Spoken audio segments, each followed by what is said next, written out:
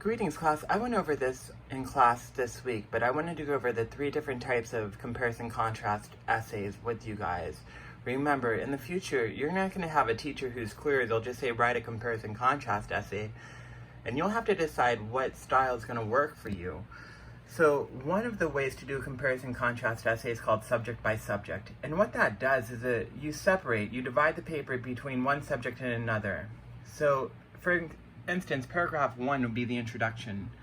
If we're comparing apples and oranges, paragraph 2, you would do apples color.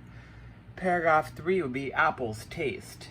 Paragraph 4 might be apples texture. So you do the first half of the paper on apples.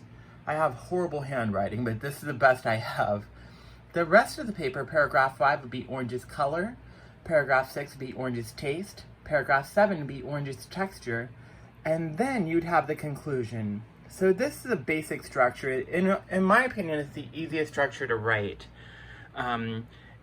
Because it's easy to separate the two. It's easier to organize. So much easier to organize than other comparison contrast essays. If you're in a class and you need a lot of space to write a paper, let's say you need an 8 to 10 page essay, this is your essay to write. You can cover so much space with this essay. It's easy to organize, it covers space.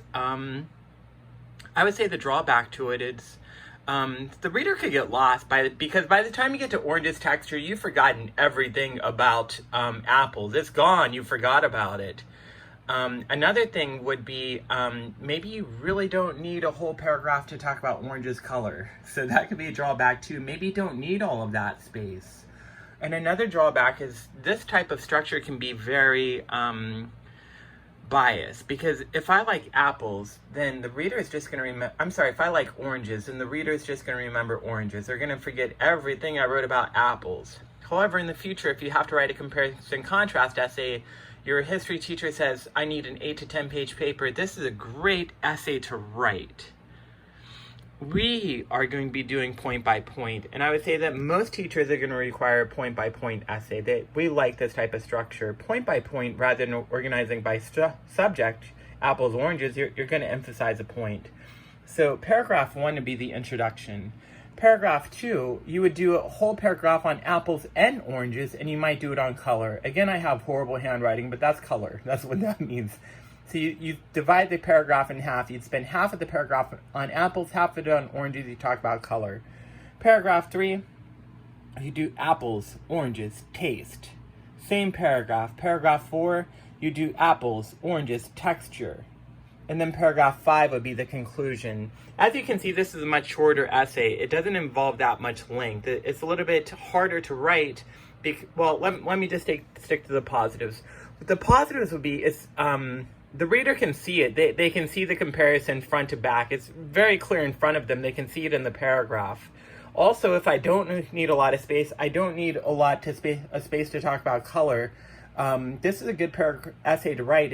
It'll typically take you to 3 to 4 pages. So if you need a shorter essay in a class, this is your style of essay to write. The drawbacks of it is it's a very challenging essay to organize. It takes a lot of transitions, it takes a lot of clarity, and it takes a lot of organization. In my opinion, this is one of the hardest structures to organize in terms of rhetorical modes. So it's hard to organize. Sometimes it can be lopsided. So for example, if you don't have a lot of space to talk about color and oranges, this is going to be a lopsided paragraph. So that can be a problem with it. And again, it could still be biased as well. I said in class there's nothing really wrong with bias. All writing is biased, but you want to avoid being too biased in an essay. And if I end every paragraph with oranges, it might come across as bias. But this is point by point. Our advertisement essay, we're doing this. We're going to be writing it point by point. And then lastly, we have a hybrid form. It's mixed sequence. So paragraph 1 be the introduction. Paragraph 2, we might do point by point. We might say apples, oranges, color. Paragraph 3, if we don't need a lot of space to talk about the taste, we could combine it in one paragraph. However, if we feel that we need a lot of space to talk about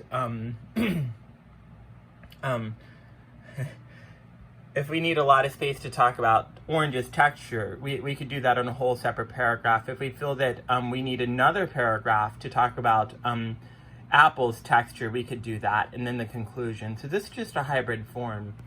It's just deciding what needs more space. It's a combination of subject by subject, point by point.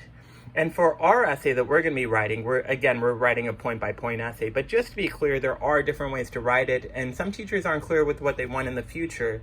And I would say a lot of essays in college are comparison contrast, so it's just good to know the different structures. I hope this helps.